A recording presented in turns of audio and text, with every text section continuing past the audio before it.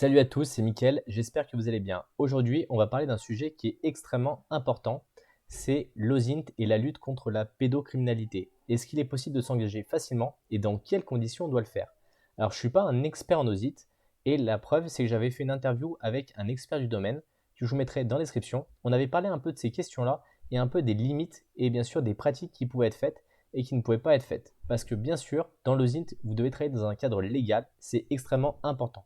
D'une, pour que les preuves soient recevables, et de deux, pour ne pas passer de l'autre côté de la barrière, parce qu'aujourd'hui, il y a des lois en France qui pourraient vous pénaliser de manière très importante. J'ai trouvé un article très intéressant de Amandine Metayer, qui est une responsable communication marketing chez Ozint, qui est un site qui permet de faire des challenges sur l'Ozint et qui vous permet d'apprendre beaucoup de choses. Je vous le présenterai dans une prochaine vidéo parce qu'il y a beaucoup à en dire sur ce site-là. Je ne suis pas du tout sponsorisé par eux, mais justement, je trouvais que c'était extrêmement intéressant d'aborder cette question-là et de voir un petit peu quels étaient déjà les risques en fait qu'encourait une personne qui fait de l'OSINT un peu de manière sauvage pour essayer de détecter des pédocriminels. Même si c'est tout à fait louable, il ne faut pas faire tout et n'importe quoi. Et par exemple, le premier risque, c'est d'abord d'être détecté.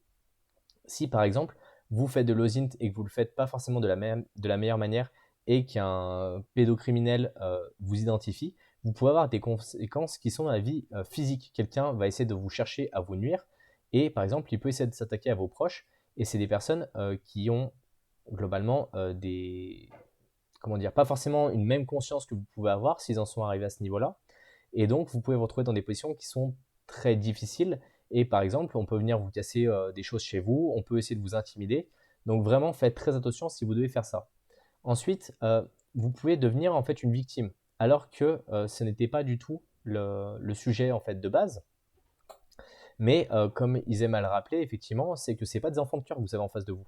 Et donc, ils peuvent engager des contre-mesures, comme de la confrontation physique, comme je vous expliquais plus tôt, mais surtout devant la justice, en fait, où ils peuvent invoquer du harcèlement, de l'atteinte à la vie privée et de la diffamation si vous n'êtes pas rigoureux et que vous n'avez pas les bonnes informations. Vous pouvez même avoir des peines qui vous emmèneraient jusqu'en prison. Et ça a été le cas, par exemple, de 6 chasseurs de pédophiles qui se sont retrouvés enfermés il y a quelques mois directement au Canada. Donc je vous inviterai à lire l'article si ça vous intéresse. Mais ces personnes-là, voilà, par exemple, sont accusées d'avoir distribué de la pornographie juvénile, alors qu'en fait, c'est des personnes qui chassaient justement ces personnes-là. Et donc, ils en avaient collecté. Et donc, automatiquement, la détention fait que vous êtes condamnable. Et donc, il faut absolument que ça rentre dans le cadre d'enquête, que ça soit bien fait et bien classifié. Et donc, après, ils ont eu également des chefs d'accusation pour harcèlement criminel, pour intimidation et pour séquestration, parce que bien sûr, ils allaient toujours sur la phase d'après. Ils ne faisaient pas que identifier ces personnes-là et les remettre à la justice. Ils essaient de se faire justice eux-mêmes. Et c'est un peu le gros problème en fait des chasseurs de pédophiles, c'est qu'ils ont un peu tendance à vouloir le faire le justicier blanc et donc, ça a des conséquences, en fait, qui peuvent être complètement à l'opposé de ceux auxquels ils pensaient. Quelques éléments sur les risques pénaux que vous pouvez subir. Tout d'abord, consulter du contenu illicite à caractère pédopornographique reste un délit, peu importe la raison invoquée.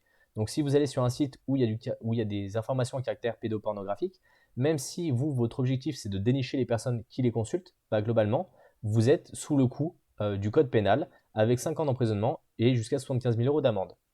Et donc, bien sûr, lors de vos enquêtes, il est possible que ça vous mène à aller justement sur ces sites-là. Et donc, il faut absolument que ça soit bien cadré. Et un élément qui est important à apprendre, c'est que le fait de réaliser une enquête d'initiative citoyenne ne sera probablement pas une défense. C'est-à-dire que vous ne pouvez pas dire que vous êtes allé sur ce site-là parce que vous voulez défendre les citoyens. Et donc, il y a une certaine limite. Bien sûr, faites attention au doxing aussi. C'est le fait de diffuser des informations privées sur d'autres personnes. Ça, c'est puni de 3 ans d'emprisonnement et de 45 000 euros d'amende, ce qui est très lourd. Ça vous passe globalement l'envie en général de faire ça. Il y a un cadre légal qui est très très important. Donc apprenez les compétences de base, apprenez le cadre et les procédures. Et c'est vraiment ce qui explique en fait cette personne-là, c'est que avant tous les outils, avant toutes les autres choses, ce sont les processus et les procédures qui sont les plus importants lorsque vous voulez faire de l'OSINT. Et vraiment, je vous invite à les respecter de bout en bout parce que sinon, vous irez très rapidement en prison, beaucoup plus rapidement que vous ne le pensez.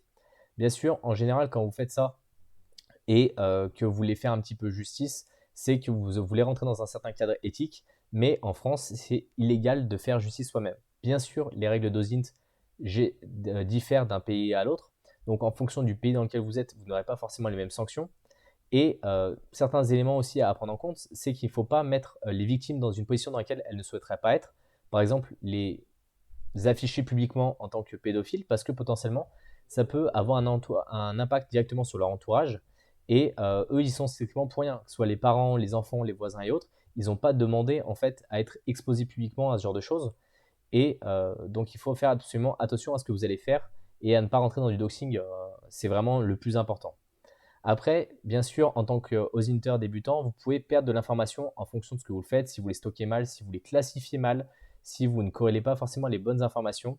Et donc, si vous faites ça de la mauvaise manière, ils peuvent par exemple effacer leurs traces et disparaître.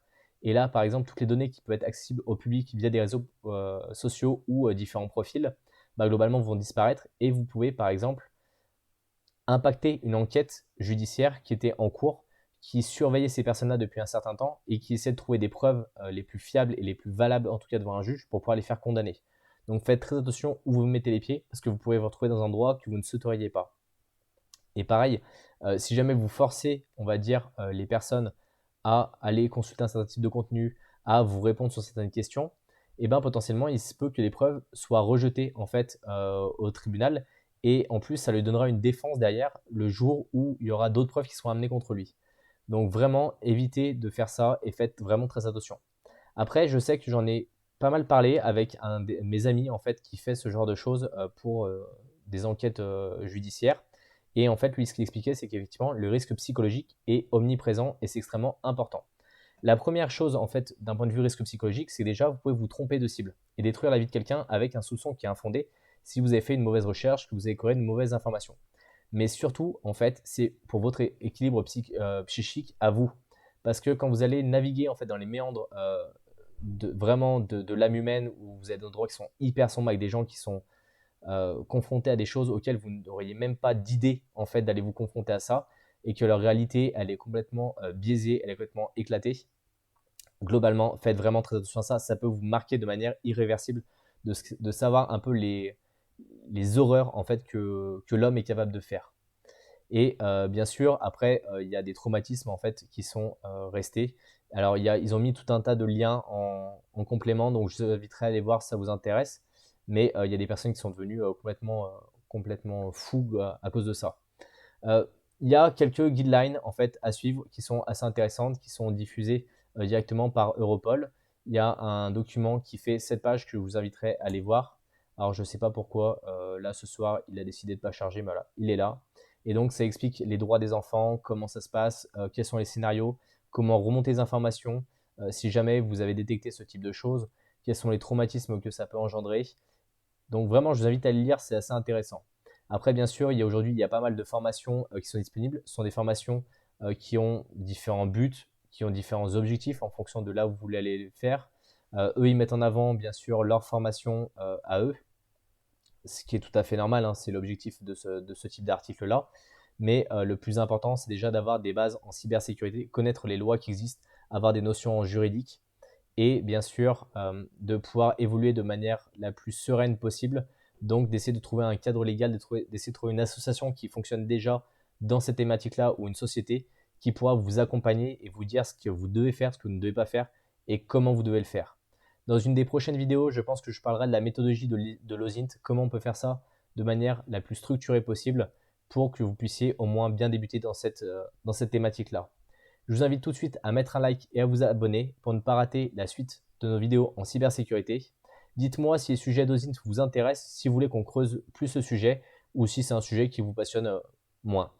Allez, à la prochaine!